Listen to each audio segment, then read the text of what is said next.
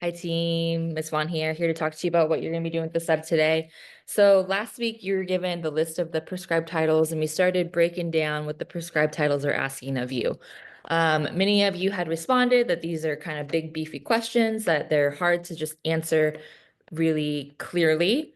So we're going to start doing some practice with that today. So first things first is that if you move seats, you need to move back to your assigned seat.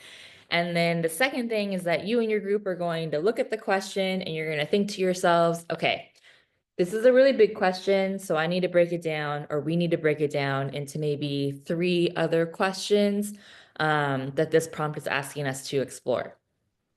From there, you are going to then, as a group, you're going to decide on one historical event or one historical time period that you feel like you could use as potential evidence to respond to this prompt. So it's either a historical event or time period where looking at the contradictory evidence is necessary for understanding that historical event or time period, or maybe it's a historical event or time period where looking at the contradictory evidence is not necessary. You should be thinking about like maybe the claims that are made about these different historical events and what claims need contradictory evidence in order for the claim to be answered completely, if that makes sense. Okay. You're going to put your information into slides. It could be anywhere between 1 to 3 slides. You're going to present it really loosely, not formally, to the class starting tomorrow. And then again, this is just fodder for our discussion as we start to look more closely at these prescribed titles. So again, you're going to look at the prompt, break it down into 3 questions that you feel like are kind of built into this really complex prompt.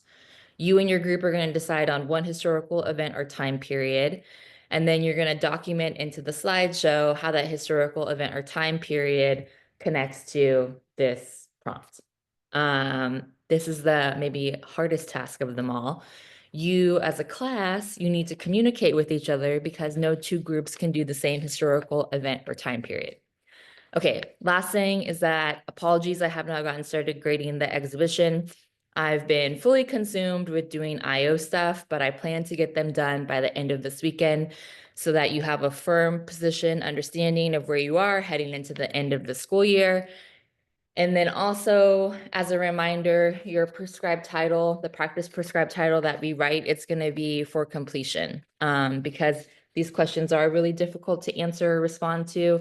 And we just want, meaning me and Mr. Tigliano, we want you to just have some practice answering these prompts going into your second semester of TOK.